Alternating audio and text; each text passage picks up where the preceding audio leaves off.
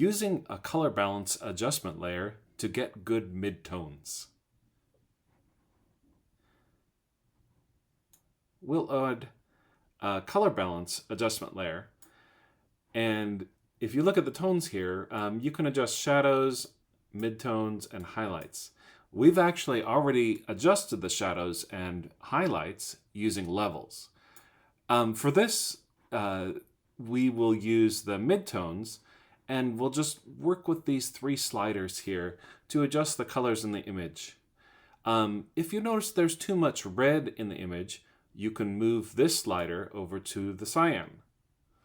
And likewise, if you see that there's too much magenta, you can move this slider over towards the green. And likewise.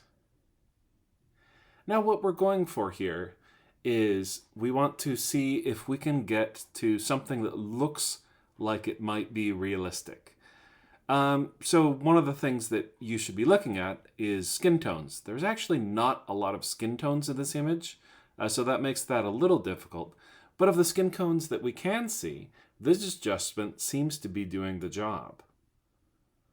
Now you may want to have a warmer image, so maybe you want to have a bit more reds. You certainly don't want more magentas. So you have to think about the curtain behind them. And maybe that's a gray color. So maybe rather than looking at the skin tones, try to adjust these until you get a gray curtain, which is probably, for a midtones, if we can get a neutral midtone, that's also a good reference. There's no exact numbers here that you should shoot for. Just look for something that looks realistic, and that should be good. And we're certainly better off than where we started.